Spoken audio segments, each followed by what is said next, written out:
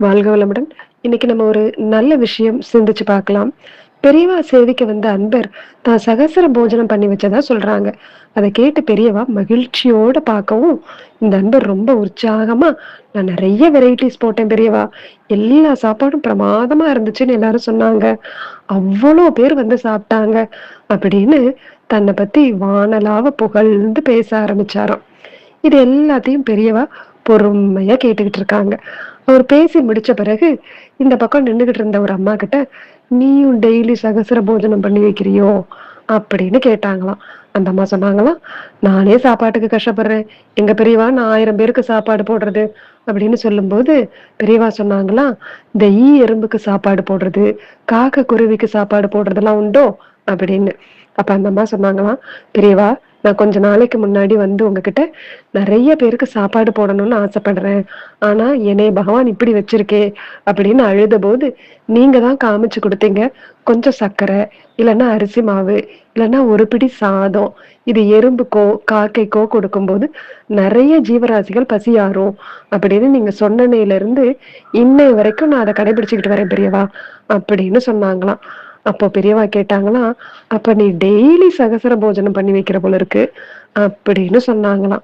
இத கேட்ட உடனே, அங்க இருந்த மனிதர்கள் உட்பட நம்ம மனதிலயும் மிக பணிவாக ஒரு எண்ணம் தோணுது. என்னது? தமிழ்ல ஒரு வாக்கியம் உண்டே, "தன்னை மறந்து பேசு, தன்னை பற்றி மறந்தும் பேசாதே." இல்லையா? அது மாரி தர்ம காரியம் அப்படிங்கிறது பகவான் நமக்கு குடுத்த வாய்ப்பா நம்ம எடுத்துக்கணும். ஏன்னு சொல்றேன் பாருங்களேன். நமக்கு தெரிஞ்ச அன்பர் ஒருத்தர் பரிகார நிமித்தமா ஒரு 5 சாப்பாடு பொட்டலம் தானம் கொடுக்க வேண்டி, சாப்பாடு நேரத்துக்கு முன்னதாகவே நெறைய மனிதர்கள் இது மாரி இருக்கக்கூடிய இடத்துக்கு எடுத்துட்டு போயிட்டாரு. 2 பொட்டலங்கள் அவரால டக்கு டக்குன்னு கொடுக்க முடிஞ்சுது. 3வது பொட்டலம் கொடுக்கும்போது அங்க இருந்தவங்க சொன்னாங்களாம், "என்கிட்ட சாப்பாடு இருக்கு. தேவையானவங்களுக்கு குடுங்க." அப்படின்னு. 4வது பொட்டலமும், 3வது பொட்டலமும் குடுக்கறதுக்குள்ள அவருக்கு அவ்வளோ சிரமமா போயிடுச்சாம். 5வது பொட்டலம் அந்த இடத்துல குடுக்கவே முடியலையாம்.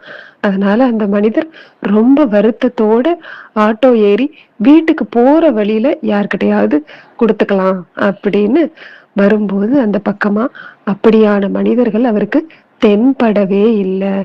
இதனால ரொம்ப வருத்தத்தோடையும், பிரேயரோடையும் அவர் இருக்கும்போது, கடைசியா வீட்டுக்கிட்ட நெருங்கும்போது, ஒரு மனிதர்கிட்ட அவரால அந்த பொட்டலத்த கொடுக்க முடிஞ்சுதாம். அப்போ வாங்கிக்கிறதுக்குன்னு அந்த இடத்துல மனுஷங்கள நியமிச்சிருந்தா மட்டும் தான் நம்மளால கொடுக்க முடியும். அதனால இது எல்லாமே இறைவனுடைய செயல். நாம அந்த இடத்துல வெறுமன கருவி மட்டும்தான் அப்படின்னு பெரியவா சொல்லிக் கொடுக்கிற இந்த பாடத்தை நம்ம வாழ்க்கையில நம்மளும் கடைபிடிச்சு உன்னதமான மனிதர்களாக, பெரியவா பிள்ளைகளாக வாழ்வாங்க வாழ வாழ்த்துகிறோம். வாழ்க வளமுடன்.